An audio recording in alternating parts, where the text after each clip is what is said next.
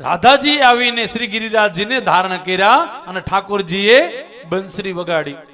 હવે બંને રાસ રમવા માંડ્યા તો પછી શું થયું તો કે ઠાકોરજી મુરલી વગાડે છે, એના ફૂંક દ્વારા શ્રી ગિરિરાજજી સ્થિર થઈ ગયા.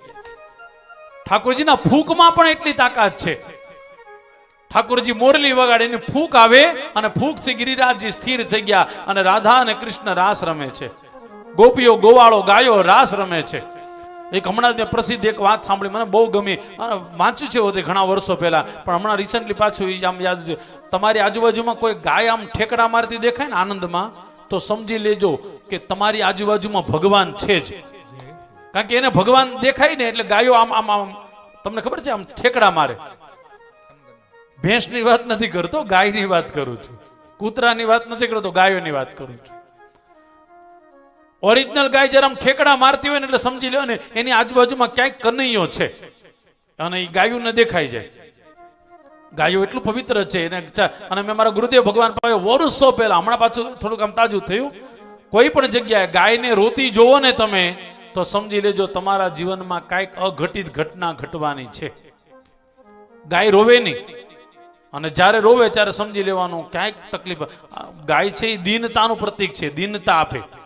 બધું જ ખબર પડી જાય આપણને. ગાયના આંખમાં જોવો તો ગાય છે વાત્સલ્યની મૂર્તિ છે. અહીંયા પણ લખેલું, ભાગવતમાં ગાયોની બહુ ચર્ચા કરી છે. ભગવાન જ્યારે રાસ રમતા હતા ને ત્યારે ગાયો હોતે ઠેકડા મારતી હતી. કનૈયાની વેણો સાંભળીને બધી ગાયો પોતપોતાના કાન આમ ઊંચા રાખે, જાણે એવું લાગતું હોય કે સત્યનારાયણ પ્રસાદ ખાવા માટે દોણો ધર્યું હોય ને એવી રીતના ગાયો પોતાના કાન ઊંચા રાખે છે. અને કનૈયો જે વેણું વગાડે એ વેણુનો પ્રસાદ પોતાના કાનના માધ્યમથી શરીરમાં પ્રવેશ કરાવે છે. ગાવશ્ચ કૃષ્ણ મુખ નિર્ગત વેણુ ગીતમ પીયુષ મુત્ત ભૂત કર્ણ પુટૈ પિબંત્ય. વેણુ ગીતનો શ્લોક છે, બહુ સુંદર મજાનો. કનૈયો વેણુ વગાડતો હોય ત્યારે બે ત્રણ આમ આમ આમ સરસ મજાની ઘટના ઘટે. ગાયો પોતાના કાન ઊંચા કરે અને ગાયોની જે વાછડા હોય ને એ દૂધ પીતી હોય. એ દૂધ પીતી હોય પણ એ દૂધ પીવાનું બંધ કરી દે તો બને શું તો કે થનમાંથી દૂધ આપમેળે નીકળવા લાગે. સાહેબ વર્તમાન સમયમાં હોતે કોઈ વ્યક્તિ ઓરિજિનલ વાંસળી વગાડતો હોય ને, મેં જોયેલું છે એટલા માટે લાઈવ જોયેલું છે, એ બધું ન્યોછાવર કરી દે. ગાયો પોતાનું દૂધ ન્યોછાવર કરી દે, ભક્તો પોતાના પ્રાણ ન્યોછાવર કરી દે.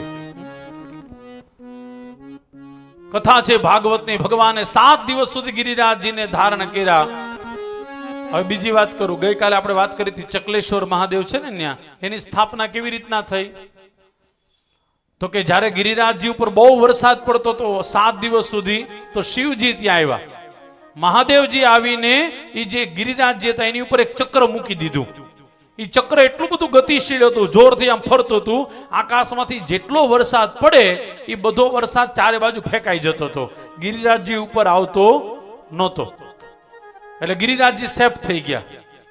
એ ચક્ર કોણે મૂક્યું તો કે મહાદેવજીએ. એટલા માટે ગિરિરાજજીની પરિક્રમા પૂરી ક્યાં કરીએ છીએ આપણે? ચક્રેશ્વર મહાદેવે.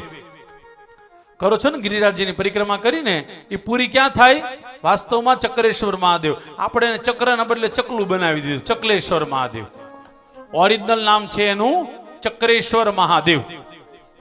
હા, આજે હોતે આખો ઇતિહાસ આપણે ત્યાં છે. અને મહાપ્રભુજીએ પણ કીધું છે ગિરિરાજજીની પૂજા કરો ત્યારે પ્રદક્ષિણા પૂરી થાય એટલે શિવજીને ખાસ પ્રણામ કરો.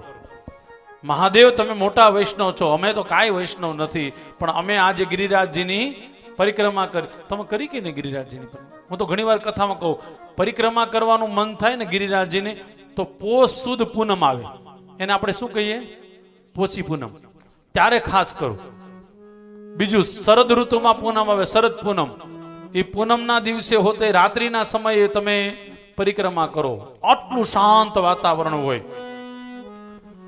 નિપુલભાઈ, મેં 4 વખત આ અનુભવ કર્યો છે. રાત્રિના સમયે પરિક્રમા કરી, આહા કેવી મજા આવે. ચાલતા ચાલતા કેમ ટાઈમ વયો જાય ખબર ન પડે.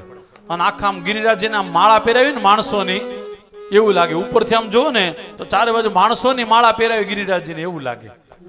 અને બધા એક જ વસ્તુ બોલતા હોય, રાધે રાધે રાધે રાધે રાધે રાધે.